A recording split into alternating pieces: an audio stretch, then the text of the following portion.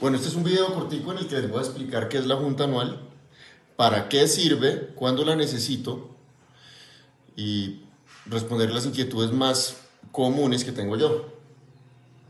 Y para explicarles para qué funciona la junta anual, lo primero que toca hacer es explicarles el concepto del velo corporativo. El velo corporativo es la razón por la que las empresas existen. Es la razón por la que yo puedo hacer negocios tranquilo, sin pensar que si yo entro en un negocio, el día de mañana le vayan a caer a mis activos personales, a lo que yo tengo, a mis cuentas bancarias, a mi cuenta de pensión, a mi casa, le caigan a la herencia que yo le dije a mis hijos. Eso se llama velo corporativo, donde yo limito mi responsabilidad. Y el velo corporativo existe en ciertas entidades que, diría yo, son todas las entidades bajo las que se hacen negocios hoy en día, por lo menos en los Estados Unidos. Las más comunes siendo la corporación y respectiva de cómo tribute, porque la gente muchas veces de forma equivocada piensa que hay una diferencia entre lo que es corporación C y corporación S. Eso es una cosa tributaria, no tiene nada que ver con corporación. La LLC, Limited Liability Company, literal Limited Liability Company quiere decir responsabilidad limitada. Y la LP, que es la sociedad limitada, Limited Partnership. Y de aquí vienen otros subsets, otros conjuntos que son Limited Liability y Limited Partnerships. Todas estas tienen responsabilidad limitada inicialmente. Todas nacen con una responsabilidad limitada. Pero dependiendo de cómo usted las maneje, depende si esa responsabilidad limitada se mantiene. ¿Se mantiene o no? Muéstrame cómo la mantuvo. Entonces ahí es donde viene la junta anual. La junta anual no es otra cosa sino el examen ejecutivo anual de cada una de esas entidades para asegurarse de que la salud de la entidad, como entidad aparte, esté bien. Es un chequeo de salud que usted le hace a estas entidades. Lo primero que tengo que entender es que yo tengo dos opciones de hacer negocio normalmente. La primera es que yo puedo hacer un negocio como una persona. Vamos a dibujar aquí una persona. Y la segunda es que yo puedo hacer negocios bajo una entidad. La diferencia entre hacer negocios bajo una persona y hacer negocios bajo una entidad es que la entidad normalmente me da una cosa que se llama responsabilidad limitada. La responsabilidad limitada lo que logra es que me aísla de riesgos potenciales que yo puedo tener en dado caso de que haya un problema. En otras palabras, pueden demandarme a mí como persona y después caerle a mi negocio, o pueden demandar a la empresa y después caerme a mí. ¿Qué es lo que pasa? Hay una cosa que se llama el concepto de negocio que hace que las empresas y las personas sean entidades aparte, sean entes aparte.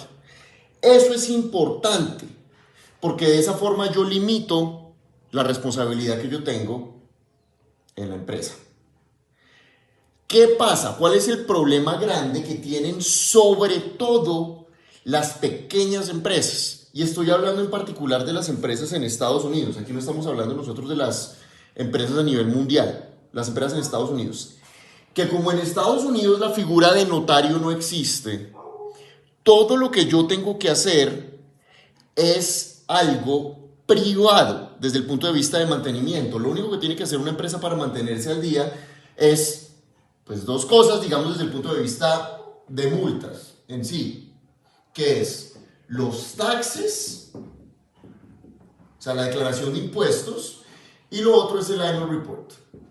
Si yo hago esas dos cosas, la empresa existe, la empresa no me la van a liquidar. Ahí yo estoy tranquilo.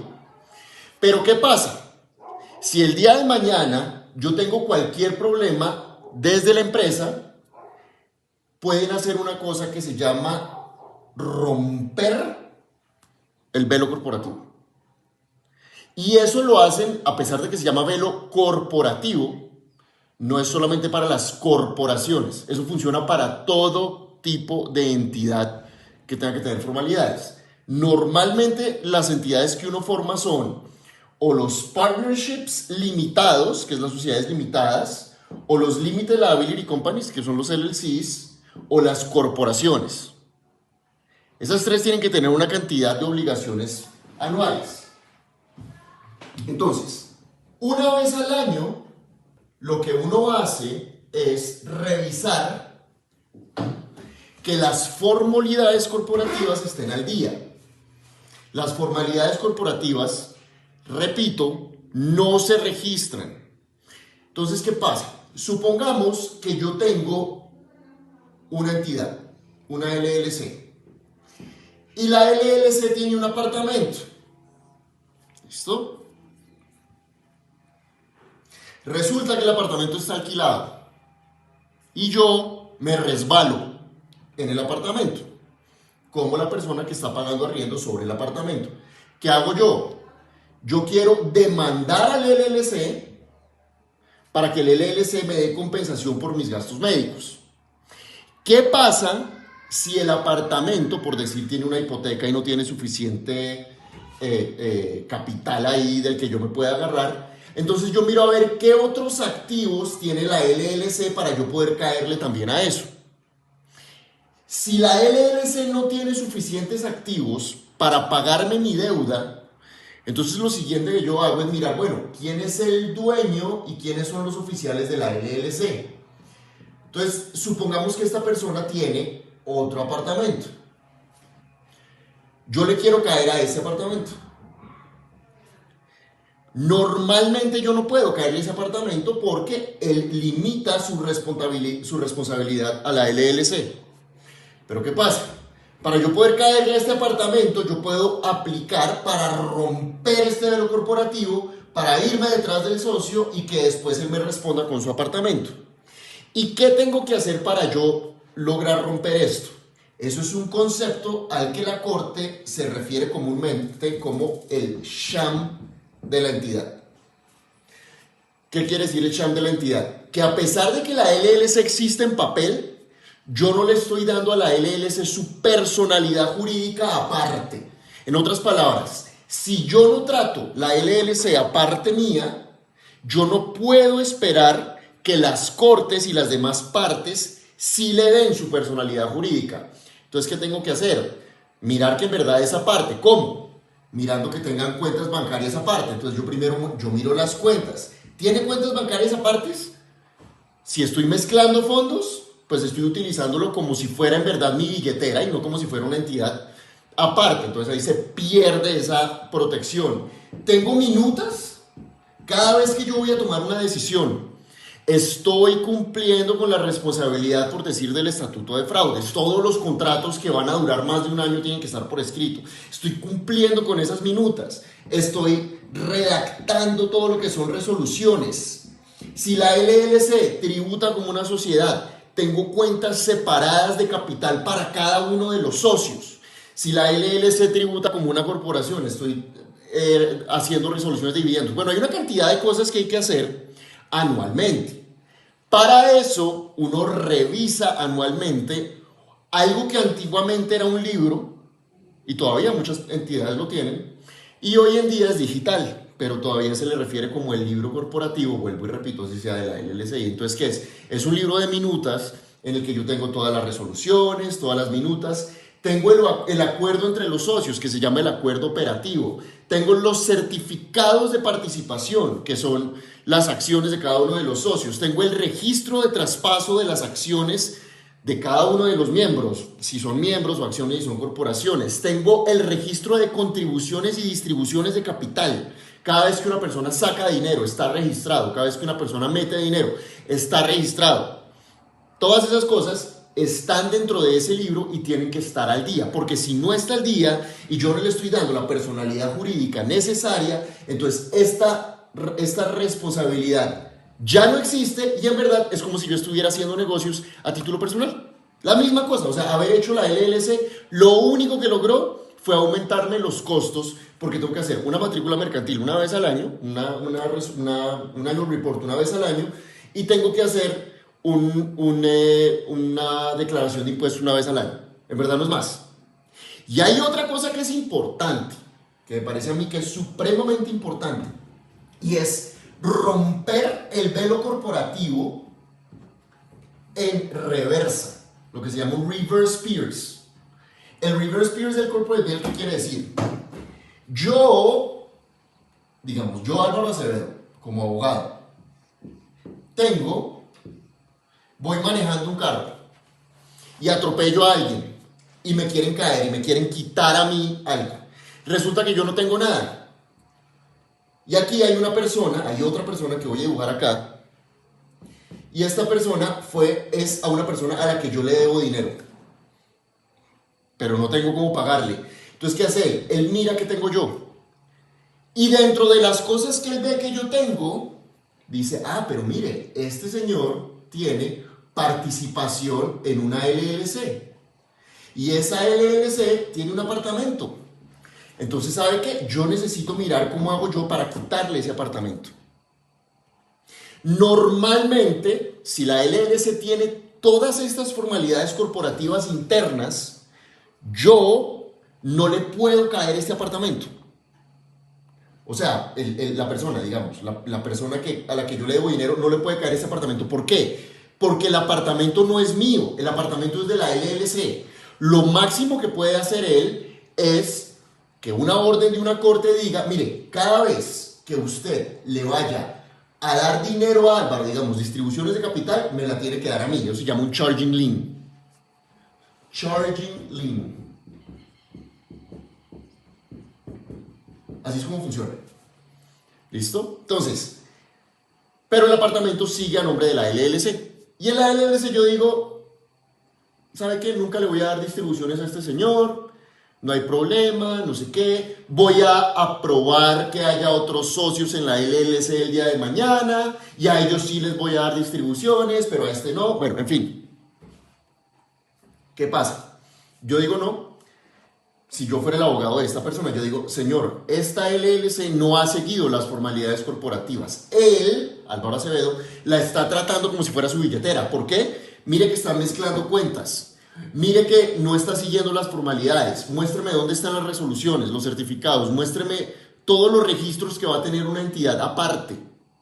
¿Listo? Que hay un documento interno que es el que habla de cómo se maneja la empresa, que para efectos de una LLC se llama el Operating Agreement, el acuerdo operativo. Muéstrame que todas las decisiones que hayan tomado hayan sido conformes al acuerdo operativo. Entonces, si el acuerdo operativo dice que nos vamos a reunir una vez al año en febrero, muéstrame que sí sea. Y demás. Si no está, que normalmente es lo que uno intenta hacer con las empresas más pequeñas, entonces yo digo, mire, esta LLC no existe. En verdad, esto es la billetera de esta persona, yo puedo romper la LLC y caerle al apartamento. Por eso se llama romperlo en reversa, porque aquí el que debe, el acreedor, no es la empresa. El acreedor aquí soy yo. Y le quieren caer es a los activos de las entidades que yo tengo. Quieren romperlo para que las empresas que yo tengo respondan por estas deudas. Entonces, ¿qué pasa? La gente no le da mucha relevancia a esto desde el punto de vista del mantenimiento, y esto que les voy a decir ya es en práctica. ¿Por qué? ¿Por qué la gente no le da mucha relevancia a esto? Porque en Estados Unidos, a diferencia de muchos otros países, para usted crear una empresa, lo que tiene que hacer es meterse en una página de internet, pagar un fee. Por ejemplo, les voy a dar el ejemplo de Florida. Yo me meto en una empresa, pago un fee de $70, pongo 3 datos, el nombre del agente registrado y la dirección, y ya tengo la empresa creada. Eso lo hacen contadores. Eso lo puede hacer un contador. Eso lo puede hacer cualquier persona. De hecho, ni siquiera tiene que ser un contador. Y aplico para un número de identificación de empleador, que son las dos cosas que hacen las empresas, que son el registro y el número, y ya, existo. Y entonces ya con eso muchas veces incluso me abre una cuenta de banco. Pero la empresa en verdad no existe, desde el punto de vista de la responsabilidad limitada. Esto es un papel, pero es un papel que no me sirve para nada el día que yo en verdad lo vaya a necesitar. Para cualquier cosa, esto no solamente es para demandas, que la gente dice muchas veces, a mí no me van a demandar. El sham puede funcionar también cuando, por ejemplo, el gobierno me audite por efectos fiscales. Entonces digo, no, pero es que la deuda es de la empresa, la deuda no es mía. No, señor, usted no le dio la responsabilidad fiscal, la deuda es suya. Es que los activos a los que le quieren caer los del gobierno, cualquier agencia, es otra empresa. No soy yo. Eso no tiene nada que ver. Le van a caer a la otra empresa. ¿Listo? Eso es irrespectivo. Entonces en Estados Unidos, como tenemos ese gran problema de que las empresas las puede crear un contador, las puede crear incluso páginas de internet que ni siquiera tienen ningún tipo de licencia, ellos se la crean y se la entregan a la persona y le dicen, mira, aquí está su empresa, felicitaciones, te costó $200 y ya tienes empresa. Pero ¿qué pasa? Los documentos internos, la redacción de estos documentos internos, todas las formalidades corporativas que tiene que tener una entidad, para eso yo sí necesito un abogado. Porque nadie puede escribir un contrato que no sea un abogado. O sea, no puede hacer una práctica legal sin licencia. Eso es una felonía de tercer grado. Entonces, ¿qué pasa? Un abogado me dice, no, pero es que el abogado me está cobrando, no sé, $2.500. Pero si esta gente me cobra 200. Sí, pero es que esta gente no le está vendiendo nada. Esta gente le está vendiendo una cosa que puede hacer usted por $70. Pero la responsabilidad, para lo que funciona la empresa, para eso sí necesito usted un abogado. Entonces la gente que dice, es que mi contador me dijo que yo solamente con esto yo ya podía hacer negocios. Y lo peor es que sí es verdad desde el punto de vista de creación, pero desde el punto de vista de mantenimiento eso no existe. Esto aplica para todas las entidades que usted cree que tengan responsabilidad limitada. Corporaciones, LLC, Limited Partnerships, Limited Liability Partnerships y todas las que van de ahí para abajo, Limited Liability, Limited Companies. Limited Liability, Limited Partnerships. Todas las entidades van de ahí para abajo. De eso se trata la junta anual, de mantener ese velo corporativo. Normalmente la tenemos una vez al año, en enero. Si al día del reporte anual no se ha tenido, no quiere decir que ya no se pueda tener. Es recomendable en enero, pero con tal de que la tenga una vez al año, es bueno. ¿Y qué se hace en esa junta? Dos cosas. Se redactan las nuevas minutas para formalizar todo lo que pasó el año pasado, una redacción, y eso normalmente se hace con una persona que funcione como el presidente de la reunión, y se revisa el libro corporativo para asegurarme de que yo haya seguido todo de acuerdo a como lo provee el estatuto para mantener el velo corporativo. Último punto, esto tiene que hacerlo antes de estar en cualquier problema. En otras palabras, si a usted ya le llegó la carta de la auditoría, si a usted ya le llegó la demanda, cualquiera de esas cosas, es prácticamente imposible ya traer esto al día. O sea, yo ya no puedo empezar a crear minutas.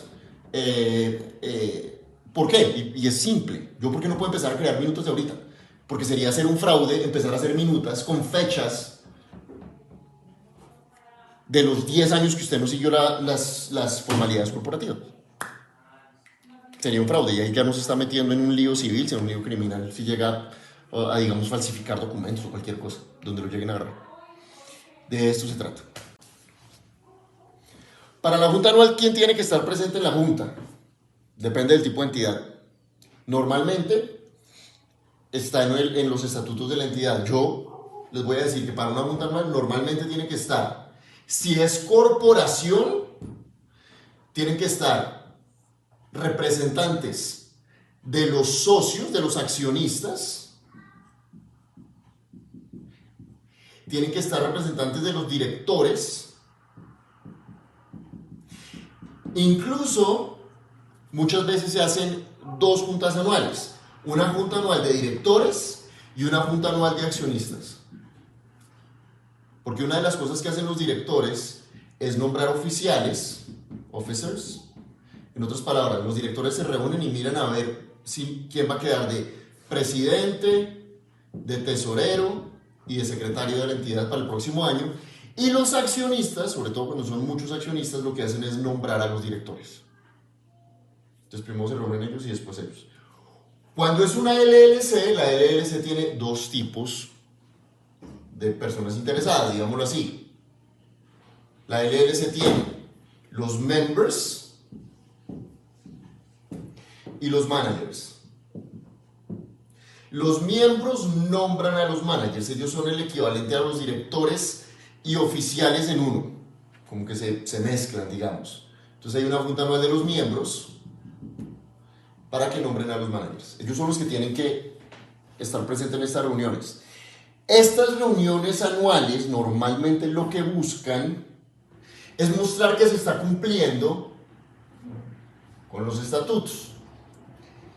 ¿Cómo se demuestra que se está cumpliendo con los estatutos y demás? Con los pasos anteriores a la junta. Normalmente para una junta no es simplemente llamar por teléfono y ya no. Necesitamos 2 documentos antes de y uno después de. El primer documento antes de es la notificación de acuerdo a los estatutos. El segundo documento es la agenda de la reunión. Una vez estamos durante la reunión, se redactan las minutas, se redactan las resoluciones y al final, este es el que les digo que viene al final, se redacta el certificado del secretario, donde dice que todo esto se llevó a cabo. Porque en las reuniones tiene que haber dos personas, por lo menos, que sean. No tienen que ser socios de la empresa, ni oficiales, ni nada, pero el primero es el presidente, que es el que lleva a cabo la junta, y el segundo es el secretario, que es el que toma nota.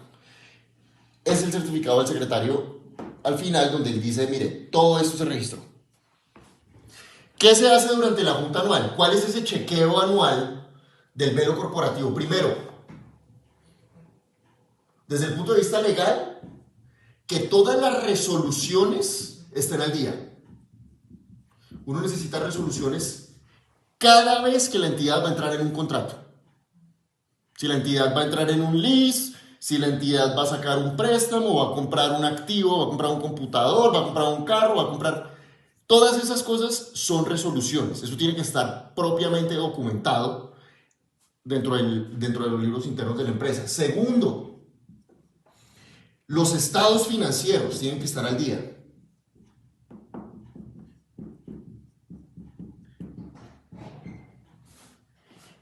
Tienen que estar al día de acuerdo también con las cuentas de la entidad.